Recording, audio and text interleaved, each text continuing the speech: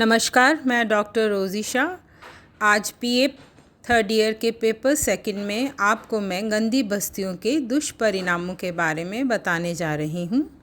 गंदी बस्तियों के दुष्परिणाम। गंदी बस्तियों के फलस्वरूप समाज में अनेक गंभीर समस्याएं उत्पन्न होने लगी हैं। अंतर्राष्ट्रीय श्रम संगठन ने भारत में मलिन बस्तियों का अध्ययन करके ये निष्कर्ष दिया है कि आर्थिक तनाव, नागरिक सुविधाओं का अभाव, नैतिक पतन और व्यक्तिक विघटन मलिन बस्तियों के प्रमुख दुष्परिणाम है। Doctor SP. अग्रवाल लिखते हैं कि समाज में अच्छी आवास व्यवस्था एक सुखी पारिवारिक जीवन, मानवीय प्रसन्नता और सामाजिक स्वास्थ्य का आधार है, जबकि मलिन और बुरा आवास और अस्वच्छता बीमारियों और अनैतिकता तथा अपराधियों को जन्म देने के साथ ही उन जेलों और मानसिक चिकित्सालयों को भी बढ़ाता है जो सामाजिक जीवन की घुटन भरी जिंदगी के प्रतीक होते हैं। डॉक्टर प्राइस ने लिखा है कि इन मलिन बस्तियों का सबसे बड़ा दुष्परिणाम इनके निवासियों का सामाजिक एवं मनोवैज्ञानिक विघटन है। गंदी बस्तियों के दुष्परिणाम। अब इन दुष्परिणामों के बारे में एक एक बिंदु में पर मैं आपके साथ चर्चा करने जा रही हूँ। सबसे पहले इन गंदी बस्तियों के दुष्परिणामों के अंतर्गत मैं आपको राष्ट्रीय हानि के बारे में बताऊंगी। मलिन बस्तियों में श्रमिकों के स्वास्थ्य का स्तर निम्न होने के कारण उनकी कार्यकुशलता कम हो जाने से उत्पादन में कमी होती है।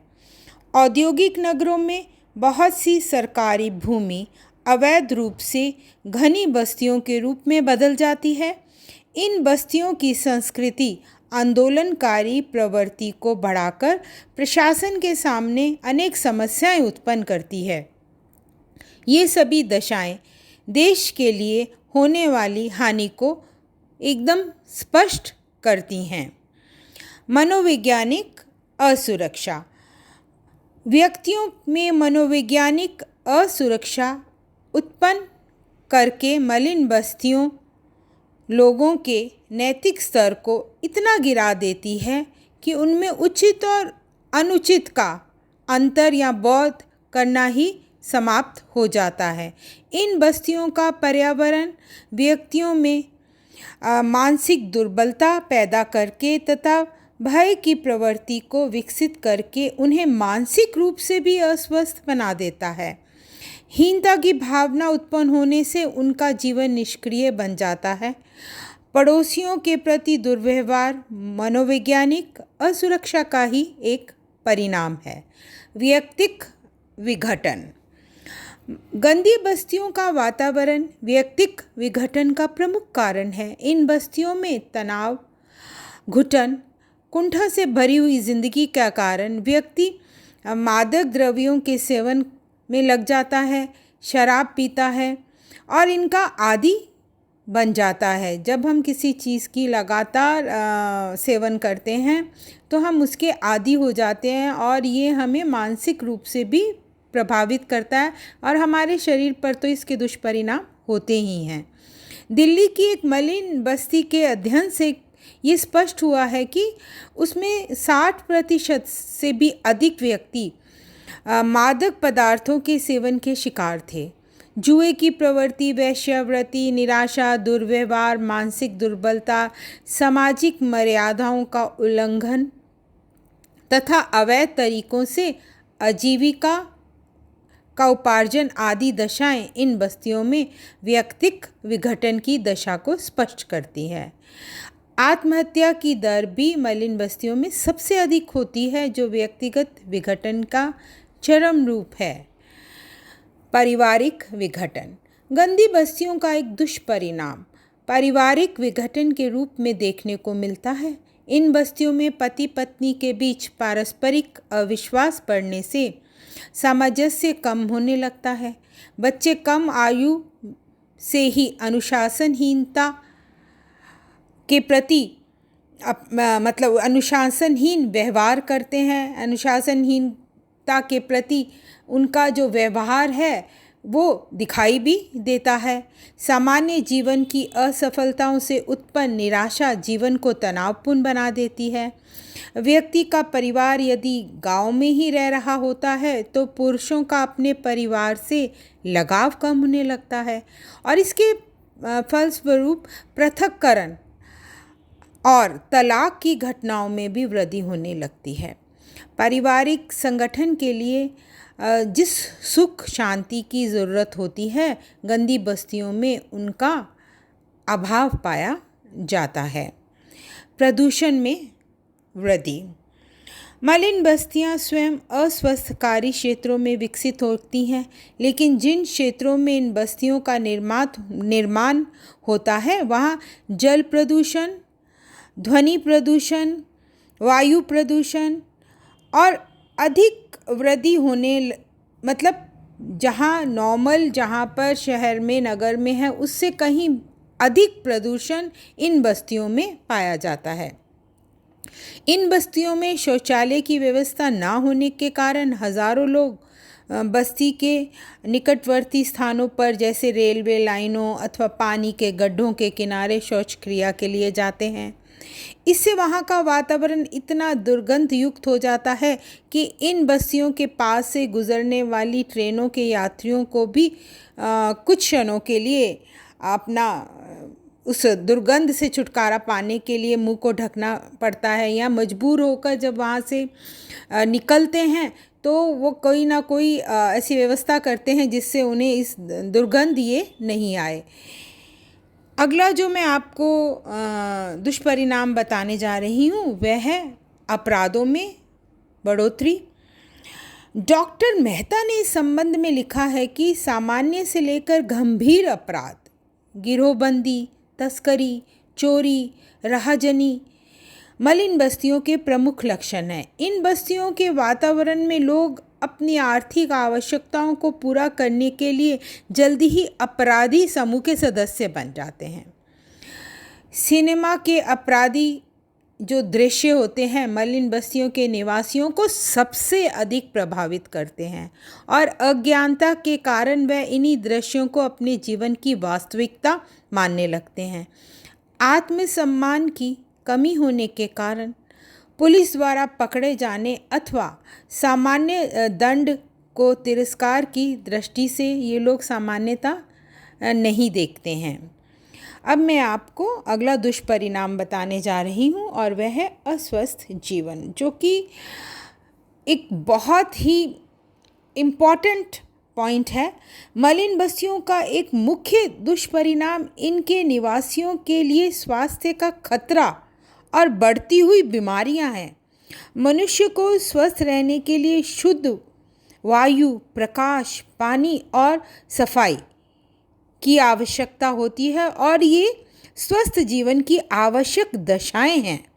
मलिन बस्तियों में इन सभी का अभाव होने तथा चारों ओर बस्ती के गंदगी के ढेर और दुर्गंध युक्त पानी भरा रहने के कारण अधिकांश निवासियों का जीवन रोगग्रस्त बना रहता है। टीबी और पेट की गंभीर बीमारियां बहुत तेज़ी से यहाँ बढ़ती हैं। इसी कारण मलिन बस्तियों में बच्चों की मृत्यु दर भी अधिक देखने को मिलती है। नैतिक पतन। मलिन बस्तियां आमतौर पर अनैतिक का केंद्र बन जाती हैं। अत्यधिक निर्धनता के कारण बहुत सी स्त्रियों और बच्चों को अपनी साधारण मूलभूत आवश्यकताओं को पूरा करने के लिए अनैतिकता का सहारा लेना पड़ता है। इस संबंध में डॉक्टर राधा कमल मुखर्जी ने मिदानपुर से बंगाल की जूट मिलों में काम करने के लिए आने वाली स्त्रियों में से 30% से अधिक स्त्रियों को वेश्यावृत्ति में संलग्न पाया। इन बस्तियों में छोटी सी जगह में परिवार के सभी सदस्यों के साथ साथ रहने के कारण बच्चों को वयस्क सदस्यों कि ऐसे सभी व्यवहार देखने को मिलते हैं जो उनमें बचपन से ही यौनिक तनाव उत्पन्न करने लगते हैं और यही प्रवृत्ति बाद में बाल अपराधों के रूप में विकसित हो जाती है। कुशलता में कमी।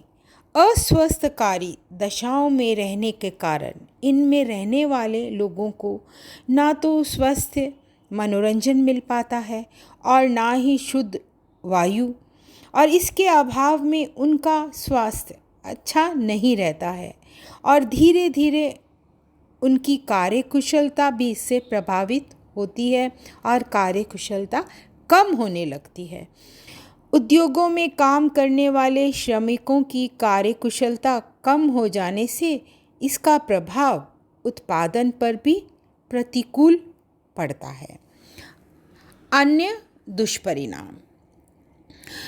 इसके अतिरिक्त भी और दुष्परिणाम हैं, जैसे इन गंदी बस्तियों के कारण नगर का वातावरण गंदा हो जाता है, दूषित हो जाता है, नगर असुंदर लगता है, वायु एवं जल प्रदूषण जैसे दुष्परिणाम देखने को मिलते हैं।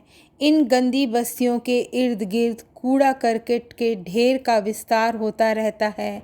इन बस्तियों के पास से गुजरना भी बदबूदार हवा के कारण बहुत मुश्किल हो जाता है।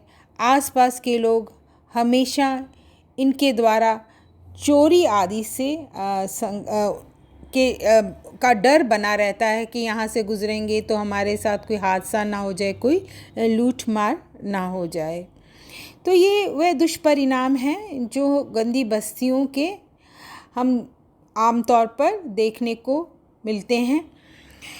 वर्तमान के नवीनतम अनुमानों के अनुसार महाराष्ट्र, उत्तर प्रदेश, आंध्र प्रदेश और मध्य प्रदेश में 2017 तक बहुत अधिक गंदी बस्ती जनसंख्या वाले राज्य होंगे और ये राज्य अभी भी गंदी बस्ती जनसंख्या वाले हैं।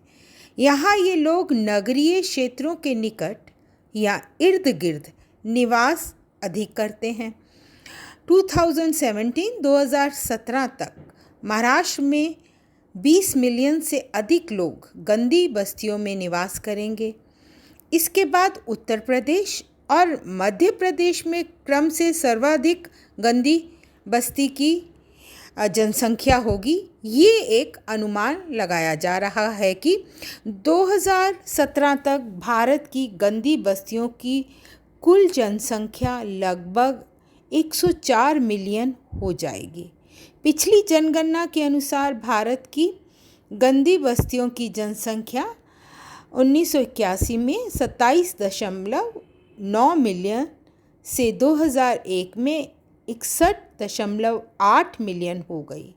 भारतीय आर्थिकी की विकास दर पिछले 4 वर्षों में 8% रही है।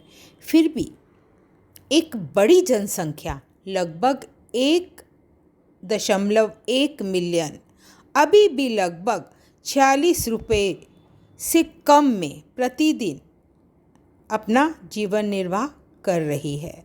भारत की जनसंख्या में वृद्धि के कारण भी गंदी बस्तियों की जनसंख्या में वृद्धि हुई है। भारत सरकार के द्वारा नए मकानों एवं आधारभूत ढांचे के निर्माण के फलस्वरूप अधिकतर लोग गंदी बस्तियों में बिना पानी, बिजली और आदि के अभाव में जीवन यापन कर रहे हैं। Thank you.